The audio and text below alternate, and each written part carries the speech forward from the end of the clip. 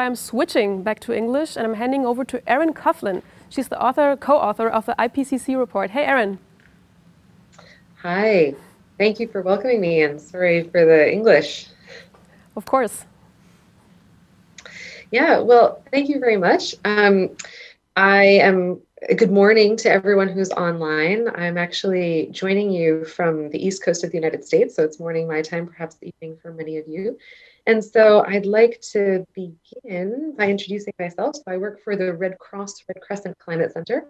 And as introduced, I am also one of the authors of the upcoming IPCC report, the report by the Intergovernmental Panel on Climate Change, looking at updating the world on what is going on with climate change.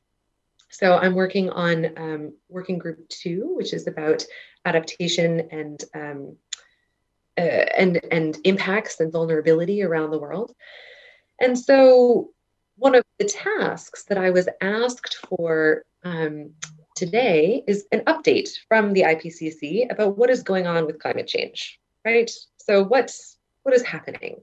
I know all of you have been talking about disaster risk reduction all day, and this is absolutely an important and a very critical component of understanding disasters in the world today. So my answer for you is very simple. From the IPCC perspective, let's see if it's forward, it's bad. I don't actually have too much more to say. If we're going to sum up the updates from the IPCC and their special reports in recent years, it's pretty bad. If you're worried about disasters, if you're working on disasters, what we are doing in terms of climate change, right? So in terms of greenhouse gas emissions into the atmosphere, the consequences on the ground are just bad. There's a lot of change.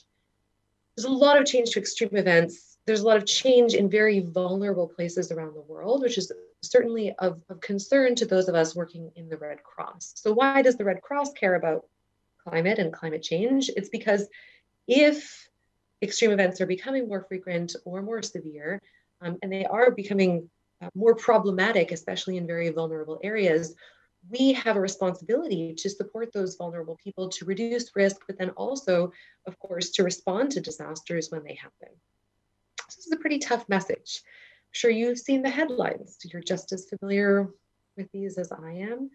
We're seeing very intense storms and heavy rainfall events around the world. Fires are increasingly in the news, of course. I'm here from the United States, and while I don't live in the part of the United States that is currently dealing with a lot of fires, it is a huge problem for this country and for many other countries. And the world's youth are increasingly starting to raise the alarm and to start to say, what kind of climate do we live in now? What happened? And what kind of climate can I expect for my future? And these are big questions. And they're big questions for all of us. And part of the question here is what's happening in the climate? And then the second question to all of us is, what are we going to do about it? And how are we going to manage this world that we live in that has a very different climate from the climate of our grandparents, for example? So maybe a more constructive, so I could end my talk here. Update from the IPCC, it's bad. It's just bad. At the end, that could be the end of the talk.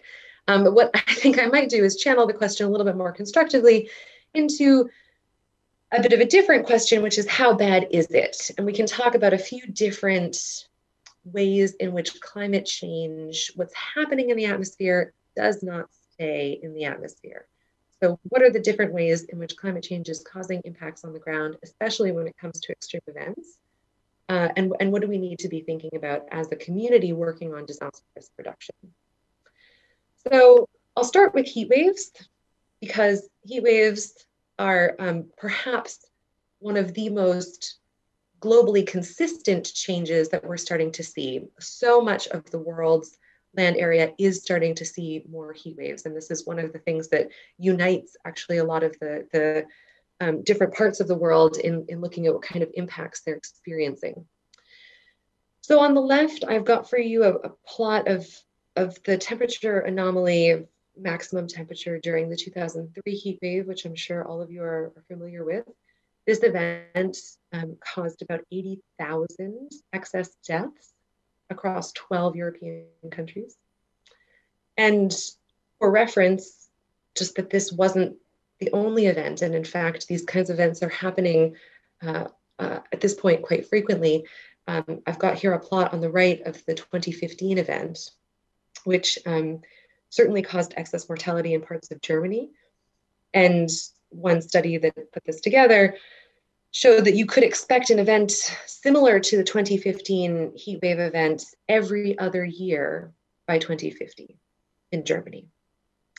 So this is what we're looking at. We're looking at, increased extreme heat and increased frequency of extreme heat. And the most vulnerable people are really the ones who are hit the hardest. Certainly for extreme heat, it's the elderly, it's premature babies that were born early, people who don't have access to air conditioning, people who don't have access to cooling centers, people who have existing health conditions are very, very vulnerable to extreme heat. And what's very difficult about heat waves is that we don't have water crashing down the streets and people can't take pictures of floodwaters and homes. People die quietly in their homes and they die quietly in the hospitals. And heat waves often, I believe, get less media attention than they deserve, given how deadly they are for people around the world. I've been talking about Europe, but this is a phenomenon that's affecting people really globally. And because there's such a silent and insidious disaster, people don't realize that there's such a big risk, not only because 100 years ago, the risk was very different, but because they're so quiet and they happen so quietly. And so absolutely heat waves, I would put front and center in terms of us talking about increased risk. This is the #1 deadliest disaster in many European countries, for example. But it really isn't talked about. And in a lot of countries, heat waves aren't even really recorded as disasters, right? They don't make the media, the news, and people aren't talking about them in the way that they probably should be, given just how impactful and how awful they are. Moving on from heat waves, another disaster, and this one gets definitely a lot more media attention, but are fires. There have been a lot of questions about fires recently. So this is a picture of fires from in Siberia, which I'm sure all of you have been paying attention to. The link between climate change and fires is not the same in every location. But basically, if climate change can increase the fuel for the fire, then climate change increases your risk of fire. And in many places, climate change is increasing the fuel because of in most places, because it's getting warmer. So for example, in the Arctic, if snow melts earlier in the year, so the spring starts earlier, the snow melts, leaves the bare ground gets warmer, the wood can get a little bit drier, then all of a sudden you have a whole lot more fuel for a potential fire. And so we are seeing this, in places where climate change is causing drying, where it's making the earth a little bit drier in those places than where it's making everything a little bit warmer, we are increasing the availability of fuel for major fires. And fire management is a big question, and certainly it's a very complicated area of work. But if we want, as humans, to live in places that have increasing fire risk, then we absolutely need to confront this question of how to manage our risk of fires and understand what even is that risk, right? Our risk is different than it was in the past. And in many places, it's pretty bad and getting worse. So I'd like to take you through just a couple figures about other risks from some recent reports that were put out by the IPCC. So this one was put out recently on climate change and land, which is looking at certainly a lot of the impacts on Earth land surfaces. And so one of them, of course, is water scarcity in places that are already dry. And so this is a bar showing you risk, and the colors get more intense as the risk increases. So you can see here we are right now in sort of this like yellow, increasingly risky color with our existing level of warming. And with climate change, of course, as the temperatures increase, we're expecting much, much higher levels of risk. So by the time you get up to 4 degrees of temperature change, you've got very high risk of running out of water in dryland areas that are becoming more dry due to climate change. So this is a big risk, certainly to highlight. Yield of crops in tropical areas is likely to be negatively affected by climate change. And this, of course, will affect our food supply. So our food systems are very, very complicated, right?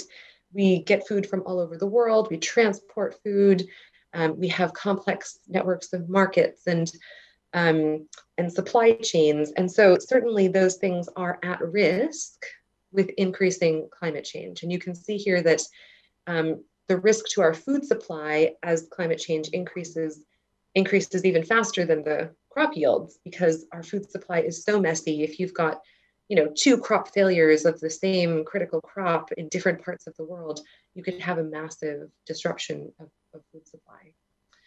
So here we are in sort of this gray area. And the question is, how much climate change is going to happen at what pace? And essentially, how bad is it going to get and how soon? Extreme rainfall events shouldn't be forgotten. These also get certainly a lot of media attention. And in many places of the world, climate change is making extreme rainfall events more intense and more frequent. This is because the warmer atmosphere can hold more water in many places of the world. And so it will dump a lot more water when it does do the dumping. So we have seen this in a number of storm events recently, and in the United States.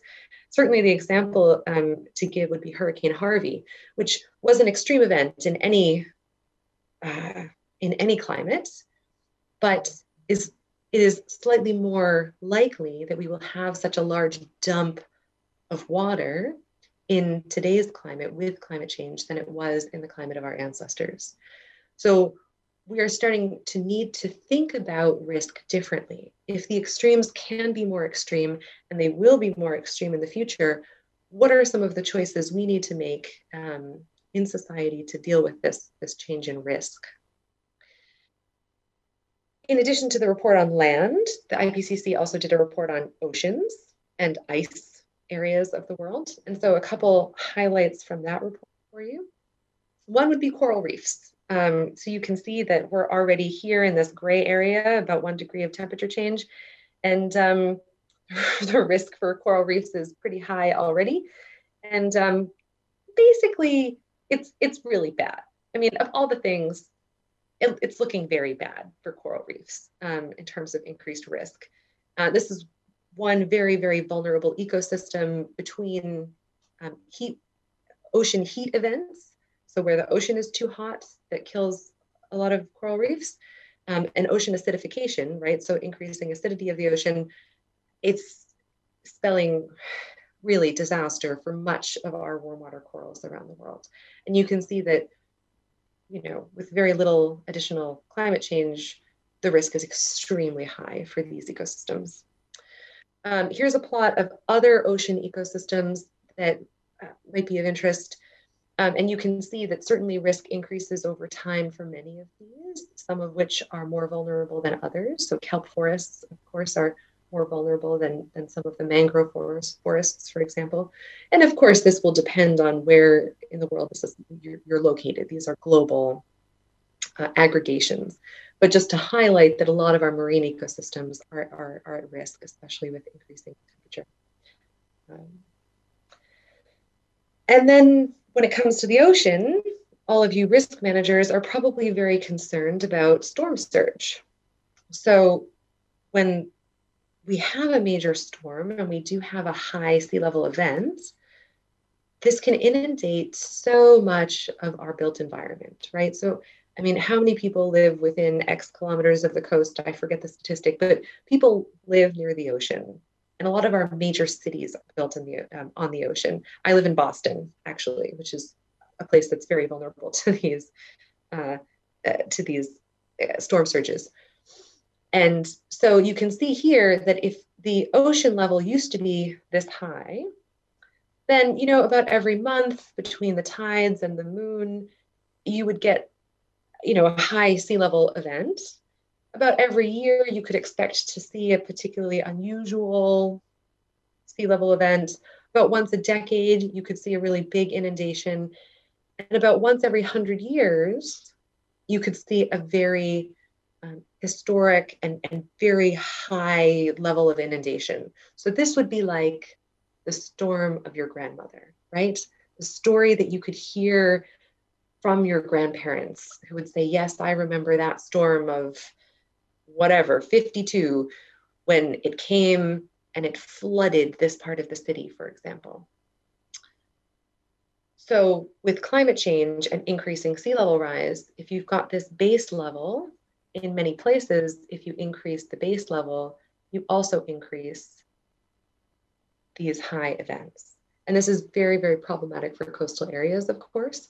And so you're looking at this storm of your grandmother, this storm of legend, and flooding of legend, of course, could start happening every year in a lot of places.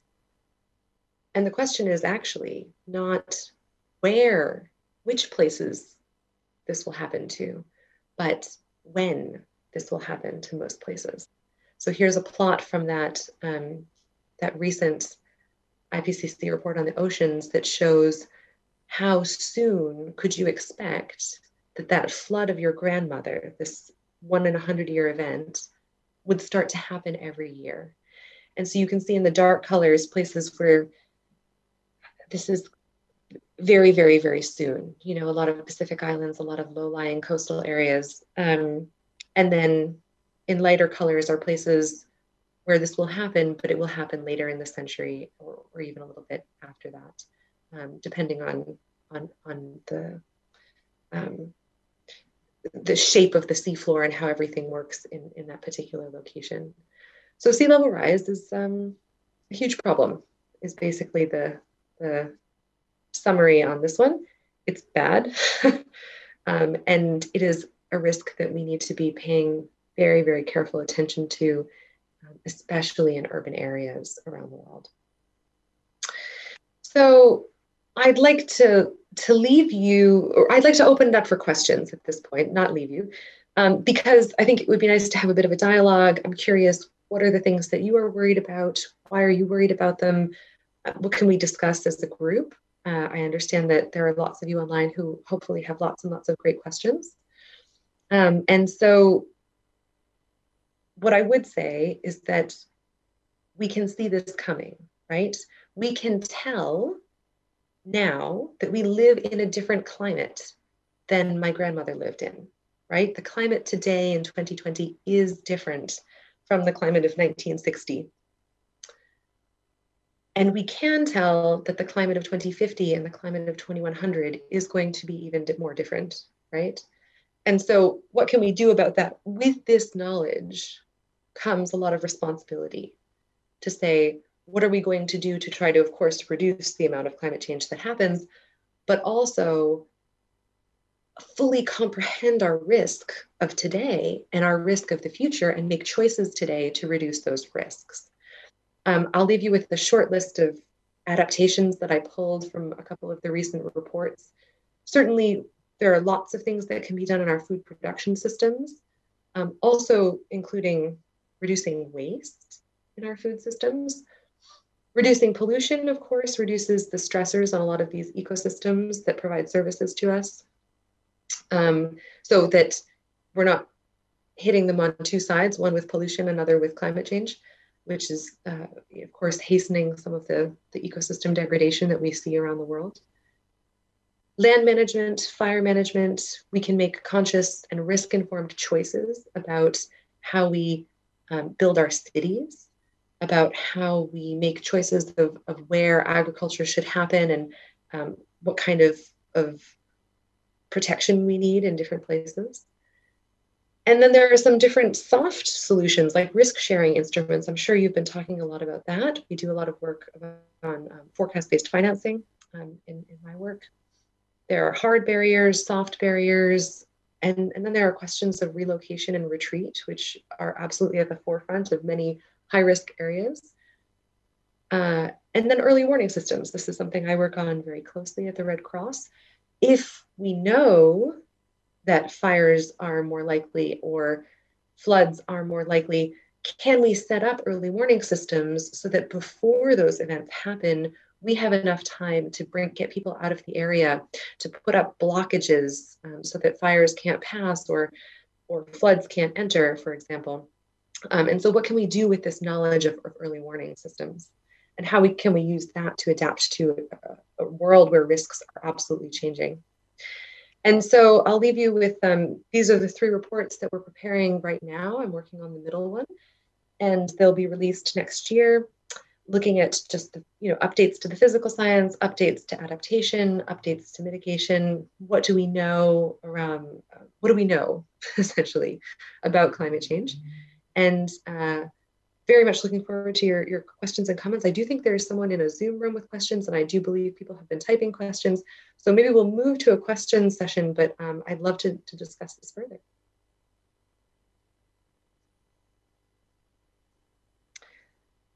So yeah, do you want, just passing it back over to the moderator to pull in questions? Hi, Erin. Yeah, thank you. So to sum up, it's pretty bad, I guess. But still, thank you for elaborating on this, although it's a little terrible, but I think it's good to know all the details about it. I actually do have a question from the chat for you. Stefan wants to know, do you think that the fight against climate change is losing attention due to the COVID-19 pandemic?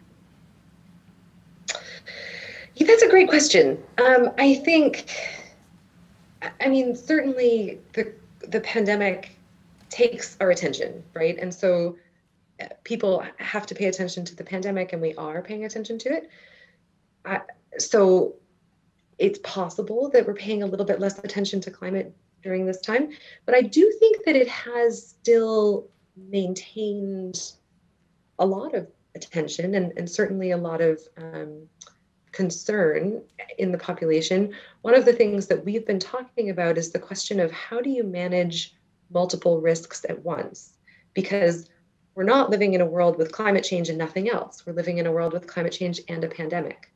And so, for example, we had a big storm hitting Bangladesh earlier this year, and actually also floods. And in both cases, the Bangladesh Red Crescent needed to prepare for and set up their early warning systems and evacuate people and do everything they needed to do for these climate risks at the same time as they managed the COVID-19 risk. So the evacuation was entirely different. They had to open up new shelters. They had to have PPE. They had to, to restructure everything we do to manage multiple risks at the same time. And so I do think that there's a lot of attention right now on learning from this. How are we managing multiple risks? And how can that guide us in the future as climate change increases climate-related risks, so that we can then try to manage multiple risks together in the future. So this is, I think, a big question for all of us, and one that needs more attention, I would also argue, for sure. So I'm seeing that someone is in the face-to-face option here and wants to ask you directly. Torsten, hi. Hi. So I'm seeing that someone is in the face-to-face option here and wants to ask you directly. Yes, hi, and Erin, thank you so much for your presentation. That was, I wouldn't say encouraging, but of course quite shocking. Also, not everything of it was of course, new to me. But I mean, considering our different approaches, we are also discussing during this Fachtagung in these days. We have so many different financing communities out there trying to deal with the problem. We have like disaster risk reduction stakeholders, we have climate finance, we have development cooperation and development finance. So what kind of implications would you see when it comes to all those different financing streams that we are having in the different systems to really be able to tackle the challenge you just described? What needs to change in the international financing architecture of all those different financing pots, in your view, to be able to limit the impacts that you indicated? Yeah, that's a big question. So I would say a couple things. I do think it's important that these different financing mechanisms all do take climate into account, right? And so it shouldn't be that there's only one financing mechanism for climate risks and everything else happens in isolation, right? That doesn't make sense.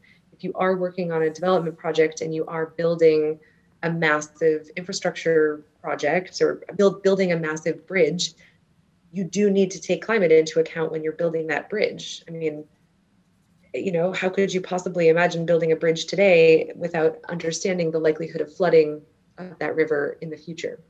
So there should be finance that is associated with development projects, that is associated with just general, development, I guess is really the right word for it. There is actually, and that is happening. So there is this database that we're using right now for a piece of research we're doing that shows OECD bilateral funding flows where countries give money to other countries and then they tag it as climate change adaptation. There's a lot of money right now that's being tagged as climate change adaptation as like a secondary benefit of this particular project, blah, blah, blah. So I think in terms of what needs to change, I think that concept is good, right? If you're doing a project and you're giving money to a country for a project of a wastewater treatment plant, you should have climate change adaptation in your mind. To what extent, though, is that trickling down through the project? I wonder. And I think we need to hold everyone accountable that if you're tagging something as climate change adaptation, you're actually thinking it through, and you've got the right experts on board to say this does make sense. That should be complemented, of course, by additional financing in other areas, right? So someone's building the bridge, they should be having climate in mind, and they should be having the funding that they need to make that bridge resilient. There should also be funding, of course, for other actors in society to do what they need to do. So for example, humanitarians, a lot of what we do is this early warning, early action work. And that we do, of course, need financing streams that make funding available before the disaster so we can evacuate people and we can take early action in places that are needing it. And so there's funding needed on these short timeframes. And then, of course, there's funding needed for risk transfer, insurance mechanisms, absorbing risk so that, for example, if you do have a crop failure, you get an insurance payout and you can move on and start again next year. And so this doesn't spell catastrophe, right? So I would absolutely advocate for layers of finance, intelligent finance that complements each other. And what you really want is a package that works well intelligently for your particular location, and so that you don't have gaps, right? You're not only giving finance to people who are building bridges and none for the early warning systems. Thanks, Erin. We have a couple of more questions from the chat. So Stephanie says, thanks for the very interesting presentation and the points on storm surge. But what does IPCC say about the impact of climate change on the risk of river and floods? Is it a similar development to the increase in risk of storm surge? Yeah, so it will look a little bit different.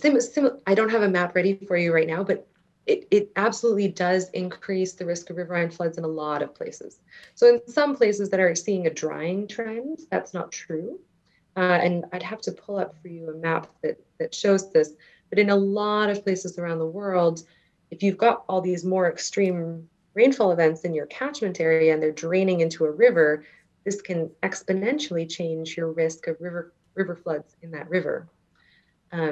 So what I would say is it's context specific. Some rivers, yes, some rivers, no. In the yes rivers, it could be pretty rough. So depending on where you're working, you would want to really take that into account. Thanks. And Moritz wants to know, as climate risk assessments become more precise and climate analysis speak a more similar language as economic risk analysis, what else do you think is needed to make governments speed up climate action? Yeah, it's a tough question. I think my personal opinion on what is needed to speed up governments is that there's no silver bullet. This is an English expression. There's no single one thing that we need that will fix all the governments and convince them all to take amazing amounts of action. But that this is going to be we need a lot of things to come together at once. I mean, certainly pressure from youth and from the electorate, that is very, very important. Saying, this is important to us. We are worried about our own risk. I think that's absolutely critical. I think governments, there is some science showing that we learn from events that we see happen. So Hurricane Sandy happened in New York City. I'm using a lot of local examples here. But Hurricane Sandy happened and there was a lot of learning from that. And so that's another way that we can push governments to say, hey, let's learn from what we see happening in the world today, and make sure that this doesn't happen worse or more frequently in the future. And I mean, we definitely need more creative instruments. So like what Torsten was saying, we need to be layering different ideas on top of each other. So offering a menu of different choices, saying, well, look, you could zone this region as no build zone, or you could build there, but then you would need to put in these types of protections. And so offering a menu of choices and thinking through what is appropriate for every single location can also help people identify what choice works for them, and say, yes, this is how we're willing to adapt, and we're going to choose to adapt in this place. So I think there's certainly pressure on all of us to be very creative. Instead of saying, well, no one could possibly live in this place anymore, say, okay, look, here are 5 different ways that you could manage the risk. And, how can we put together a package that works for your location? We have a follow-up question from Torsten in the face-to-face. Yeah, I'm just using this opportunity of being here just to ask another question. Erin, just briefly, I mean, as the problem cannot be avoided anymore, obviously, and also the, let's say, options for mitigating become more and more difficult, a lot of people are saying, okay, then we have to invest heavily in geoengineering. If we can't avoid the problem, then we have to find technical solutions to somehow reduce the impact. We have to change the climate then in a positive way, come up with technical solution, geoengineering to solve it from that point of view. How do you see that? Where do you see the risks, and perhaps do you see opportunities in that? Over. Yeah, this is a tough one. So for those who are not familiar with geoengineering, there is one option that is classified officially as geoengineering, where we remove carbon dioxide from the atmosphere, right? So we've been emitting the carbon dioxide, we've changed the atmosphere, and this is now causing immense risks. If we can develop technologies that can remove the carbon, then and some sort of safe way of storing it somewhere, then this would be great. So carbon capture and sequestration is one way of dealing with climate change that would be wonderful. We certainly don't have that technology yet. And so that's one. But I think when you're talking about geoengineering, you're not talking about carbon capture and sequestration, which is that the word geoengineering usually means people are talking about solar geoengineering, which means blocking sunlight. So we've put carbon dioxide and other greenhouse gases in the atmosphere. We're heating up the earth. If you just essentially block some sunlight and put some shade on the earth, we'll cool everything down and it'll be perfect, is the argument for geoengineering. And I would advocate for a lot of caution in exploring this solution. I certainly don't. Is this solution better or worse than the catastrophe we can see at 5 degrees of warming? I don't know. But because we don't know, I think we need to treat this very, very cautiously. This is a complicated endeavor, right, that is further changing our climate. We don't have good understanding of what would this do and how would we even do it well, right? So putting sulfur dioxide in the atmosphere to block sunlight could drastically reduce the ozone layer, right? So how would we make choices that work? I'm not sure. And so I would advocate for a lot of caution when we talk about geoengineering, not necessarily to rule it out. I mean, I think it deserves attention and it deserves thinking, but further changing our atmosphere could have lots of negative consequences. And also, blocking the sunlight won't solve all our problems, for sure. It won't solve ocean acidification, for example.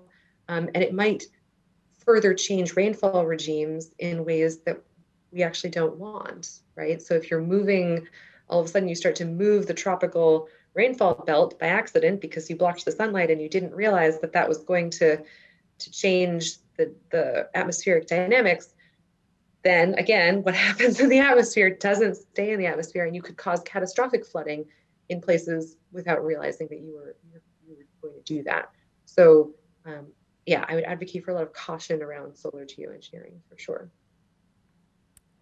Well, thank you, Erin, for a very interesting keynote and for this Q&A. Und natürlich auch danke nochmal an euch für die rege Teilnahme jetzt und den ganzen Tag über hier bei uns im Chat.